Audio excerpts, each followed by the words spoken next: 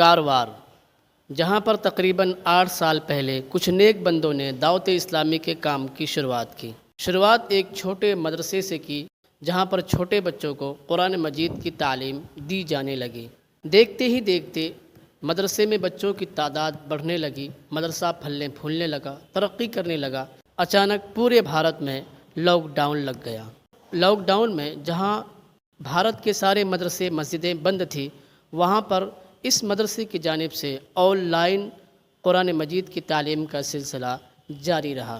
Lock down کے بعد ہمیں کسی وجہ سے یہ مدرسہ چھوڑنا پڑا۔ اب سمسیا ہمارے سامنے یہ تھی کہ اب بچوں کو پڑھائیں گے کہاں؟ ایک اسلامی بھائی نے ہمیں کچھ عرصے کے لیے اپنا گھر دے دیا کہ آپ یہاں پر تعلیم دیں، لیکن کچھ عرصے کے بعد وہ جگہ بھی ہمیں چھوڑنی پڑی۔ اس کے بعد ہمیں ایک دوسری جگہ مل گئی۔ یہاں پر بھی ایک سمسیا تھی کہ یہ جگہ بہت چھوٹی تھی۔ جب بارش ہوتی تو پانی مدرسے کے اندر آ جاتا، بچوں کے آنے جانے کے راستے میں پانی بھر جاتا، یہاں تک کہ جس دن موسلا دھار بارش ہوتی اس دن مدرسے میں چھٹی کرنی پڑتی تھی۔ پھر کہتے ہیں نا، ہر مشکل کے بعد آسانی ہے، لہٰذا اللہ کی مدد آئی اور اللہ کے کچھ نیک بندوں کی مدد سے اوپر کی اتنی بڑی جگہ جو کہ مسجد کی تھی، یہ مدرسے کو دے دیا گیا۔ یہ جگہ ویسے تو بہت بڑی تھی، لیکن پرانی ہونے کی وجہ سے اس کی دیواریں، فرش خراب ہو چکی تھی۔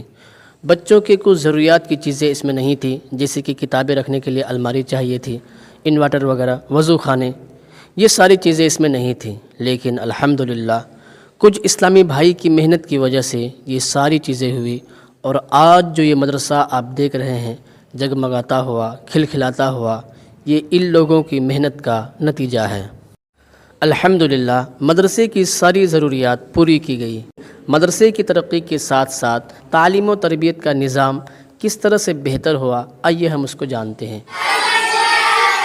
یہاں پر صرف قرآن مجید کی تعلیم نہیں دی جاتی ہے، بلکہ قرآن کی تعلیم کے ساتھ ساتھ تربیت کا بھی خاص خیال رکھا جاتا ہے، جیسے کہ سنت آداب، اسلام کی بنیادی عقیدے، ماں باپ کا ادب و احترام، گھر میں آنے جانے، مسجد میں داخل ہونے اور نکلنے کے سنت آداب بھی بتائی جاتی ہے، جس سے کہ یہ بچے بڑے ہو کر کے معاشرے کا ایک اچھا انسان بن سکے۔ اس کے علاوہ یہاں پر 40 حدیثیں بھی یاد کرائی جاتی ہے۔